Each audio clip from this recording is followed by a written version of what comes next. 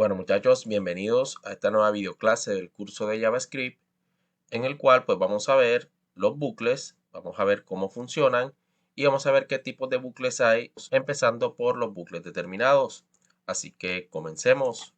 Primero que todo, ¿qué son los bucles? Algunas veces pues existe la necesidad de repetir líneas de código sin tener que repetir el mismo código varias veces. Para ello existen los ciclos o bucles, los cuales nos permiten repetir instrucciones o líneas de código dependiendo del bucle que utilicemos. Existen tres tipos de bucle: los bucles determinados, los bucles indeterminados y los infinitos.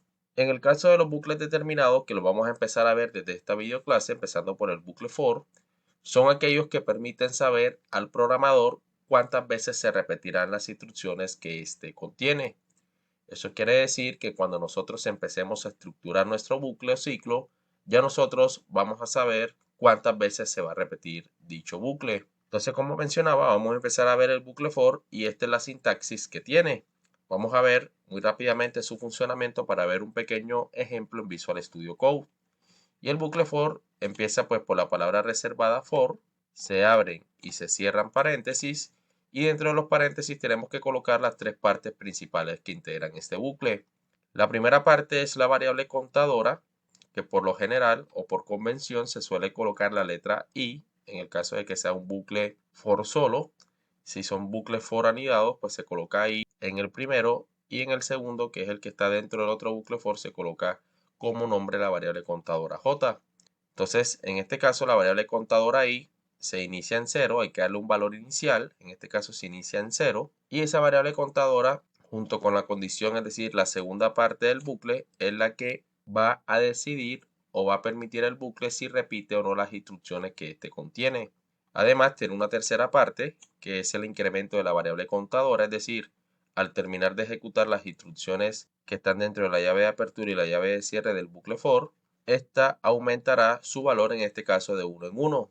Colocamos más para que se aumente de 1 en 1, o si en el caso de que se vaya a aumentar en otro valor, se coloca más igual y se coloca, por ejemplo, el número 3 si se va a aumentar de 3 en 3, o se coloca 2 si se va a aumentar de 2 en 2 y así sucesivamente. Entonces, esas son las tres partes iniciales que tiene el bucle for. Vamos a ver muy rápidamente cómo funciona utilizando las tres partes mencionadas anteriormente. Y por ejemplo, en la primera vuelta, es decir, cuando se ejecuta por primera vez, examina el valor inicial, que es 0. Luego pasa a la segunda parte, examina la condición que si i, que en la primera vuelta es 0, porque así se la asignamos aquí en la primera parte, es el valor inicial.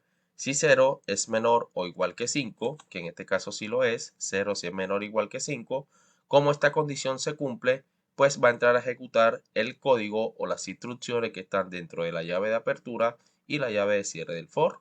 Entonces se ejecutan las instrucciones.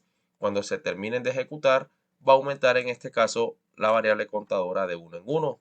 Eso quiere decir que ya i no vale 0, sino que vale 1 cuando se vuelva a repetir. Entonces se vuelve a repetir, ya i no vale 0, sino que vale 1. Examina nuevamente la condición que si i, que en este caso ahora es 1, es menor o igual a 5, como si lo es, se vuelve a cumplir la condición y vuelve a repetir y ejecutar las instrucciones que están dentro de la llave de apertura y la llave de cierre del for.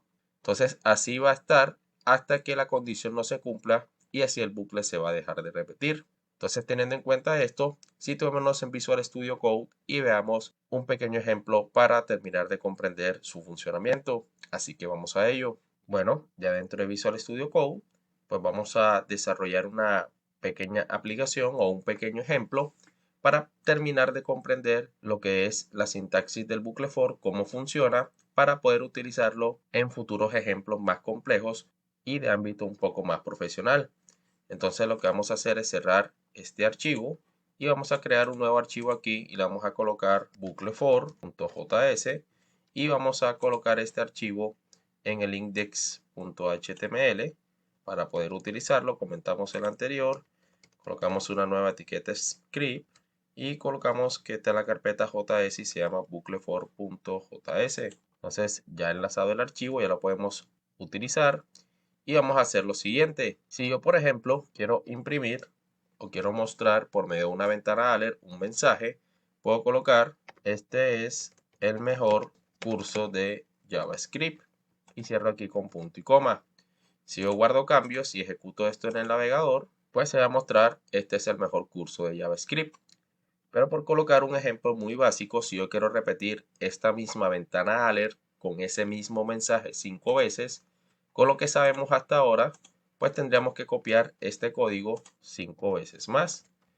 Entonces, así de esta forma, si yo actualizo la página, fíjense que se muestra el primer mensaje, luego presionar aceptar se muestra el segundo, el tercero, el cuarto y el quinto, realizándolo de la forma que sabemos hasta ahora.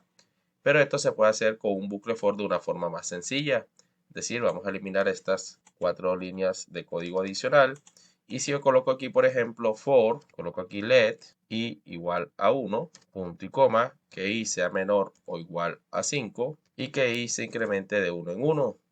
Abrimos y cerramos llaves y dentro de las llaves colocamos esta línea de código que es la que se va a repetir siempre y cuando se cumpla la condición del bucle.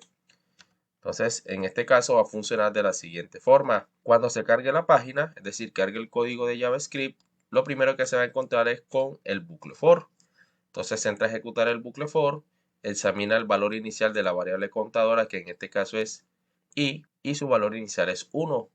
Entonces pasa a la segunda parte, que es la condición que si i, que es 1, es menor o igual a 5. En este caso, como 1 si es menor o igual a 5, la condición se cumple y entra a ejecutar el código que está dentro de la llave de apertura y la llave de cierre del for, que sería este alert. Por lo tanto, muestra el alert, muestra el mensaje y cuando yo presione en aceptar, como ya no encuentra más instrucciones en el bucle for, aumenta el valor de la variable contadora i en 1, ya ahí no va a valer 1, sino que va a valer 2. Entonces se repite de nuevo el bucle, aumenta i en 1, que ahora es 2, examina la condición nuevamente que si 2 es menor o igual a 5, como si lo es, vuelve y ejecuta el código que está dentro de la llave de apertura y la llave de cierre, es decir, muestra por segunda vez el alert y así va a ser hasta que la condición se deje de cumplir, es decir, cuando i sea 6, por ejemplo, vamos a suponer que i vale 6, como 6 no es menor o igual a 5, la condición no se cumple y ya no entra a ejecutar más este código y el programa en este caso se termina porque ya no hay más líneas de código. Entonces es así como funciona el bucle for. Vamos a guardar cambios a ver si funciona. Entonces me muestra aquí la primera vez el alert. 1, 2, 3, 4 y 5. Entonces como podemos ver, ese mensaje que estaba en el alert se repitió 5 veces con el bucle for que utilizamos. Y así es como funciona la estructura y la sintaxis de este primer ciclo del capítulo de bucles. Bueno muchachos, esto ha sido todo por esta videoclase. Espero que haya sido de mucha ayuda y de mucho agrado para ustedes. No siendo más, nos vemos en la próxima videoclase. Que pasen muy bien.